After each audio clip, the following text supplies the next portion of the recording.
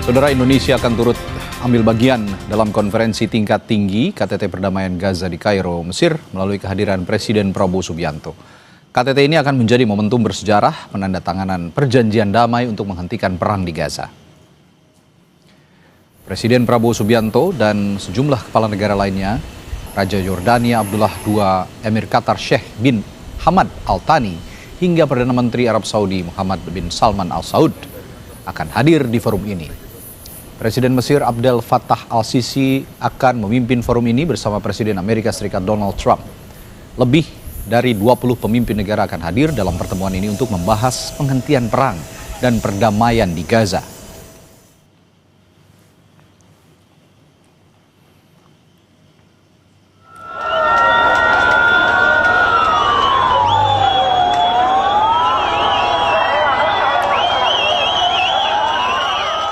Sementara itu, ratusan orang menyambut kedatangan sejumlah warga Palestina yang selama ini ditahan militer Israel. Mereka berkumpul untuk menyaksikan pembebasan tersebut di wilayah Beitunia, Palestina. Dalam kesempatan gencatan senjata, Hamas menyatakan akan membebaskan 20 sandera warga Israel untuk ditukar dengan sekitar 1.900 warga Palestina.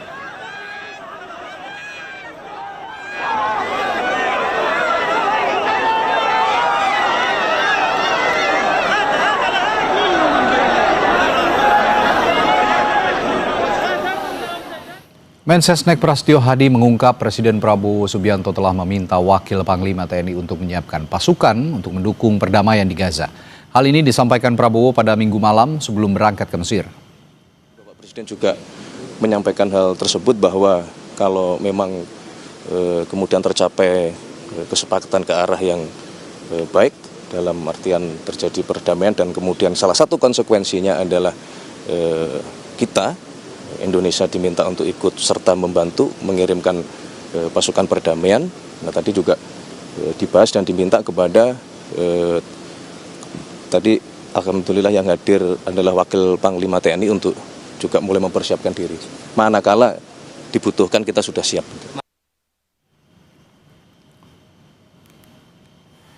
Pada sidang umum Perserikatan Bangsa-Bangsa PBB September lalu, Presiden Prabowo menyatakan Indonesia siap menerjunkan puluhan ribu pasukan untuk menjaga perdamaian di wilayah konflik termasuk di Gaza.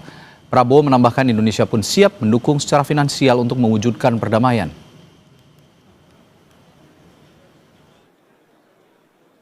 Indonesia is prepared to deploy 20,000 or even more of our sons and daughters to help secure peace in Gaza or elsewhere.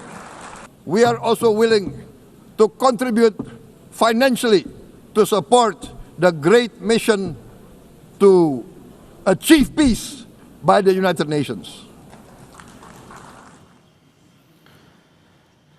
Presiden Prabowo sudah tiba di Mesir untuk menghadiri momen bersejarah dalam upaya menghadirkan damai di bumi Palestina. Bagaimana peran Indonesia dalam KTT Perdamaian Gaza di Mesir, dan akankah forum ini menjamin tidak ada lagi gempuran Israel ke Palestina? Kita bahas lebih dalam bersama pakar hubungan internasional Universitas Paramadina Ahmad Khairul Umam. Selamat malam, Mas Umam. Selamat malam, Mas Freddy. Baik, Mas Umam, Mensesnek kemarin bilang undangan untuk Presiden Prabowo menghadiri KTT ini diterima mendadak katanya. Dan membaca situasi ini, menurut Anda bagaimana kehadiran Indonesia ini bisa punya dampak yang signifikan di forum ini sih kira-kira, Mas Umam? Ya, tentu ini adalah sebuah apresiasi yang patut dihargai karena bagaimanapun juga keberadaan Indonesia di forum KTT Mesir tersebut menjadi sebuah bagian dari ruang ekspresi dari kelompok Muslim yang selama ini dianggap periferal dalam konteks ini, jauh dari luar kekuatan Arab misalnya, tetapi kemudian tetap dianggap sebagai entitas yang patut untuk diperhitungkan. Maka hadirnya Indonesia dalam KTT Perdamaian Gaza di Mesir ini akan diharapkan betul-betul memberikan impact yang signifikan. Tetapi fokus utamanya adalah bagaimana kemudian meletakkan KTT ini bukan hanya sekedar komunike, tetapi memang betul-betul bisa menjadi sebuah keputusan yang mengikat sehingga kemudian bisa dijalankan di lapangan, dan kemudian apa yang diharapkan dari keberadaan perdamaian yang memang kemudian sifatnya permanen itu bisa dilakukan. Dan dalam konteks ini Mas Reddy, tentu fokus yang kemudian betul-betul bisa dijadikan sebagai konteks concern utama dari pemerintah Indonesia adalah gencatan senjata. Dan konteks ini menjadi penting karena bagaimanapun juga dalam proses transisi ini tentu kita membutuhkan trust dari semua pihak, baik dari itu sisi Israel sendiri maupun dari sisi Hamas di Gaza. Maka ruang gencatan senjata ini betul-betul diharapkan bisa dijalankan dengan optimal, bisa dijalankan sesuai dengan proporsi yang memang kemudian betul-betul kita bisa memaknainya sebagai sebuah langkah yang memang signifikan untuk menuju perdamaian, tapi juga di saat yang sama ini bisa membuka bagi langkah-langkah lebih lanjut yang jauh lebih strategis, yaitu humanitarian access quarantine, kemudian pertukaran tahanan yang saat ini juga sudah mulai dilakukan, dan juga yang terpenting adalah kerangka rekonstruksi Gaza. Nah, oleh karena itu KTT ini diharapkan bisa menghadirkan post-war governance yang memang betul-betul menjadi langkah yang paling fundamental untuk follow up ke depan, Mas Reddy. Oke.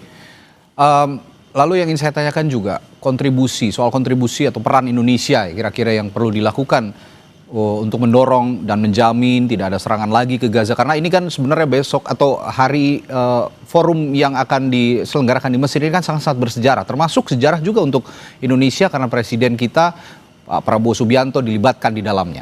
Tapi kira-kira itu tadi pertanyaan saya, kontribusi Indonesia yang perlu dilakukan untuk mendorong dan menjamin tidak ada lagi serangan ke Gaza itu bagaimana, Mas Umam? Ya, memang ini tidak mudah ya, karena dalam situasi transisi basis trust itu seringkali kemudian diuji, dan dalam konteks itu biasanya eskalasi di tingkat lapangan itu seringkali kemudian bisa menciptakan strategic miscalculation dalam skala yang lebih luas. Nah, oleh karena itu yang bisa dilakukan tentu di fase ini adalah kemampuan untuk membentuk contact person, contact group, baik itu yang berisi dari Indonesia, Mesir, Qatar, Saudi Arabia, Turki tentunya yang kemarin juga menjadi bagian dari yang terdepan dalam melakukan komunikasi dengan Hamas, untuk kemudian bisa membangun trust itu bukan hanya dari sisi Amerika yang kemudian bisa dianggap sebagai titik kunci dari Israel, tetapi juga membangunkan trust bagi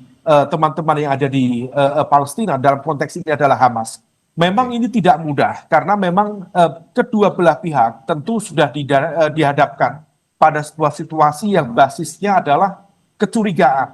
Ya. Nah, oleh karena itu basis-basis kecurigaan itu yang kemudian harus diantisipasi.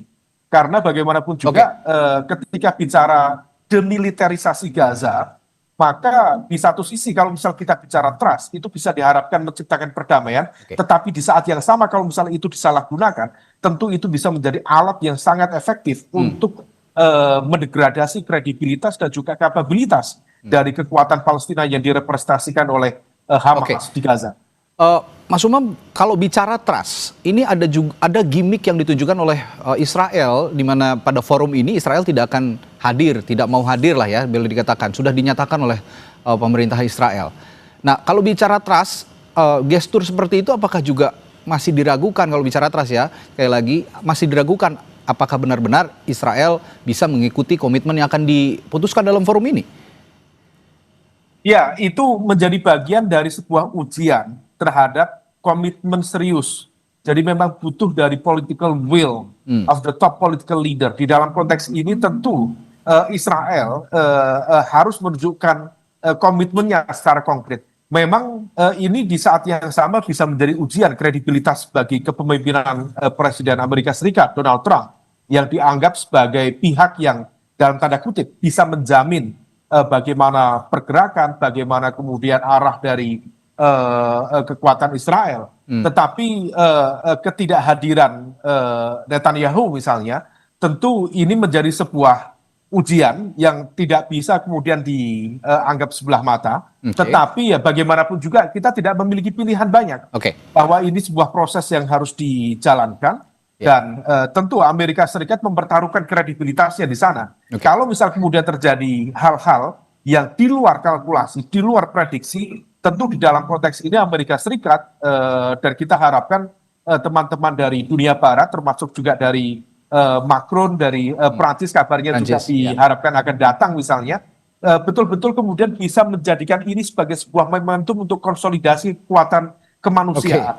Sehingga kemudian kalau lagi-lagi bicara tentang trust, itu basisnya memang didasarkan pada konteks kemanusiaan, dan itu kemudian bisa menjadi ruang yang jauh lebih produktif bagi konstruksi perdamaian ke depan. Dan harapannya tentu saja keberangkatan Presiden Prabowo Subianto ini bisa ikut memberikan ikatan ya pada forum, sehingga Israel ada jaminan tidak akan menggempur lagi Gaza. Dengan usulan-usulan Presiden Prabowo dan juga kedekatan dalam tanda kutip dengan Presiden Donald Trump, ini sudah dijalin cukup baik hubungannya antara Pak Prabowo dengan Presiden Donald Trump. Ini juga bisa jadi titik poin plus untuk bisa mengikat, sekali lagi mengikat Israel tidak akan menggempur Gaza dalam forum ini diputuskan. Satu poin tambahan Mas Reddy, kalau misal kemudian demikian, yang bisa dilakukan adalah membawa hasil dari KTT perdamaian di Mesir ini untuk kemudian nanti ke depan naik menjadi poin yang dibahas dan juga memang mendapatkan kredibilitas dukungan dari Dewan Keamanan PBB. Maka